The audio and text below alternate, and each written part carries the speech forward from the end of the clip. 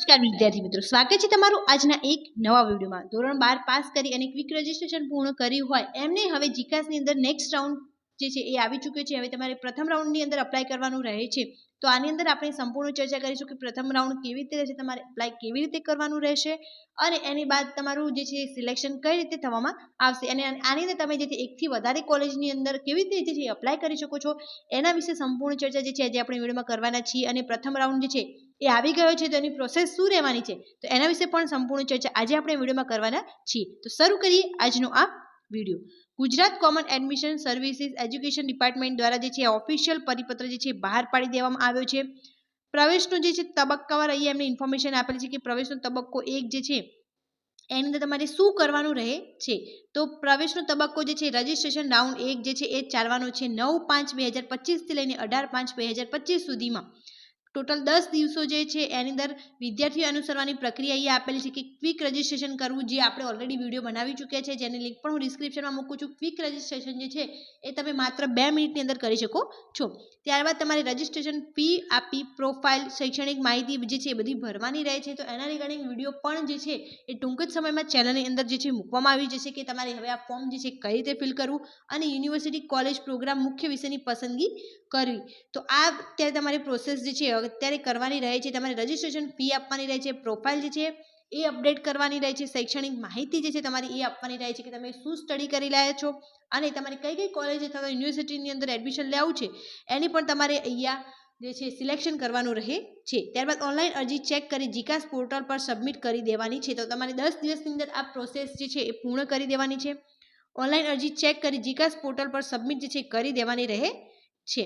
ત્યારબાદ જે છે રાઉન્ડ 1 નું સૌથી પહેલા વેરિફિકેશન કરવામાં આવશે। વેરિફિકેશન રાઉન્ડ 1 ની અંદર રજિસ્ટ્રેશન રાઉન્ડ 1 ની સમયાંતર જે છે એ 9/5/2025 થી લઈને 20/5/2025 છે।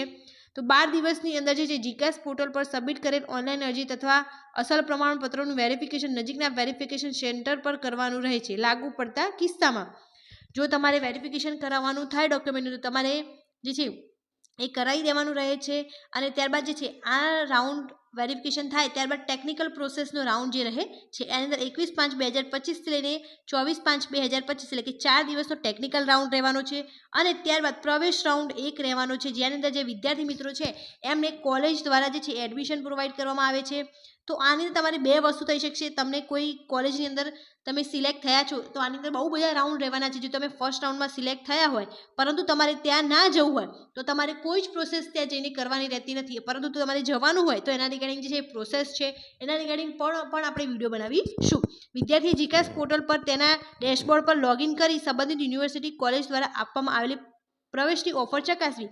તમને પ્રવેશ માટેની જે છે એક ઓફર આપવામાં આવશે। જો તમારે ત્યાં જવું હોય તો તમે પ્રવેશ માટેની ઓફર જે છે એ પસંદ કરશો અને જો તમારે ના જવું હોય તો તમારે ત્યાં રિજેક્ટ કરી દેવાનું રહે છે।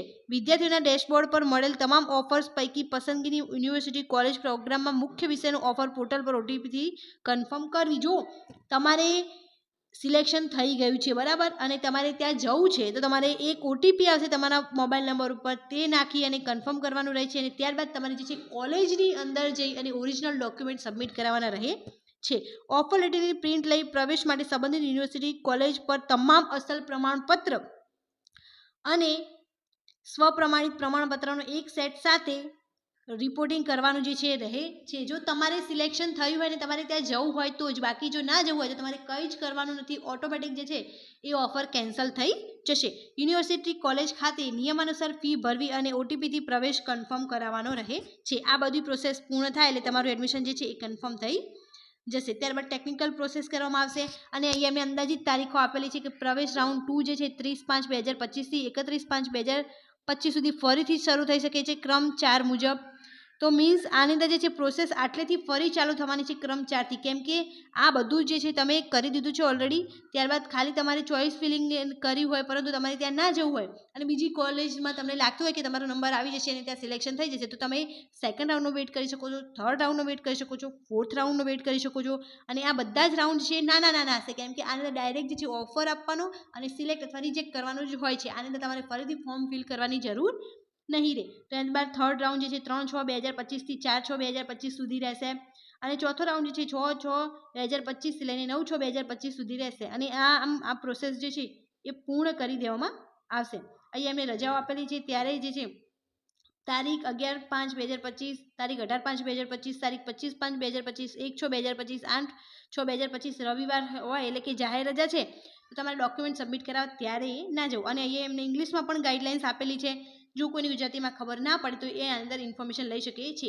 સૌથી પહેલાં તમારે જે છે આટલું કરવાનું રહે છે.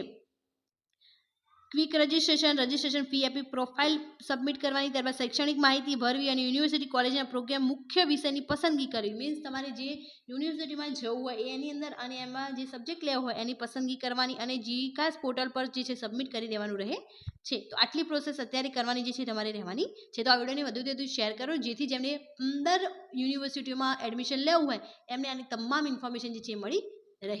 Thank you so much for watching.